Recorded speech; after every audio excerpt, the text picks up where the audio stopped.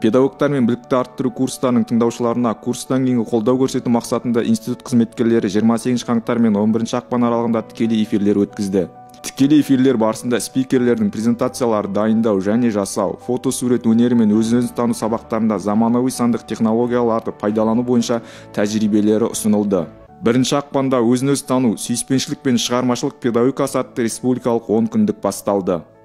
10 күндік шеңберінде еліміздің барлық қалаларында сынып және кураторлық сағаттар, ашық сабақтар және өзін-өзі тану сабақтары, тақырыптық ата-аналар жиналыстары, шығармашылық фестивальдері және байқаулармен қатар тағы басқа шаралар өтті.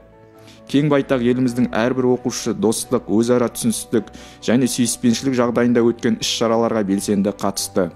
4 ақпанда игі істер республикалық фотосуреттер байқауы басталды. 5 және 11 сынып оқушыларынан техникалық және кәсіптік білім беру мен жоғары оқу орындарының студенттерінен келіп түскен 500-ден астам өтінім мен байқау жұмыстары қабылданды.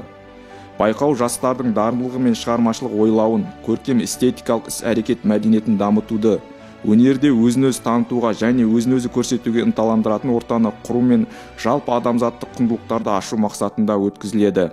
Байқау қорытындысы 2022 жылдың 21 ақпанда шығарылады. 8 ақпанда оқу тәрбие үдерісі субъектілерінің өзара тұлға аралық қарым-қатынас мәдениетін дамыту тақырыбында вебинар өтті. Білім басқармаларының өкілдері мен әдістемелік кабинеттердің мамандары, сондай-ақ педагогтар оқушылардың тұлға аралық қарым-қатынас мәдениетін дамытуға бағытталған педагогикалық өзара іс-қимылды ұйымдастыру мәселелерін талқылады. Вебинар барысында оқу орындарының білім беру үдерісінде оқушылардың тұлғааралық қарым-қатынас мәдениетін дамытуға ықпал ететін педагогикалық өзара іс-қимылды ұйымдастыру бойынша педагогтардың тәжірибесі ұсынылды. 10 ақпанда ғылыми әдістемелік бөлімнің ғылыми қызметкері білім беру ұйымдары жүйесіндегі инновациялық қызмет және заманауи әдістер мен технологияларды қолданудың тиімділігі тақырыбында вебинар өткізді. Вебинарда педагогтар педагогикалық қызметтегі жаңашылдықты, оқыту мен тәрбиелеудің мазмұны мен технологиясындағы өзгерістерді талқылады. Қатысушылардың пікірінше өзін-өзі тану рухани адамгершілік білім беру бағдарламасы бүгінгі күні өскелең ұрпақты ізгілендіруге, дараландыруға оң әсер ететін және рухани адамгершілік тұлғаны қалыптастыруға бағытталған инновация болып табылады. 11 ақпанда өзін-өзі тану рухани адамгершілік білім беру бағдарламасын іске асыру шеңберінде адамның үйлесімді дамуы ұлттық институты әлемге деген сүйіспеншілікпен атты республикалық педагогикалық форум өткізді. Өскелең ұрпақтың рухани адамгершілік тәрбиесі мен білім берудің барлық деңгейлерінде өзін-өзі тану рухани адамгершілік білім беру бағдарламасын іске асыру мәселелері іс-шараның негізгі тақырыптары болды. Форум жұмысын білім және ғылым вице-министрі Асылова Бибігүл Амангелдіқызы ашты. Ол өзін-өзі тану мұғалімдеріне балаларды адамгершілік рухани құндылықтармен таныстыру мен тұтас рухани адамгершілік білім беру кеңістігін құрудың ерекше миссиясы жүктелгенін атап өтті.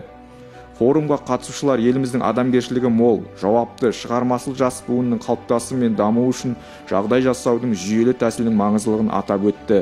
Спикерлер ретінде халықаралық ізгілікті педагогика орталығының негізін қалаушы педагогика ғылымдарының кандидаты, психология ғылымдарының докторы, академик Аманашвили Шалва Александрович, Әзербайжан Республикасы білім беру институтының психология және арнайы білім бөлімінің меңгерушісі Биляров Элхан Биляроглы шақырылды.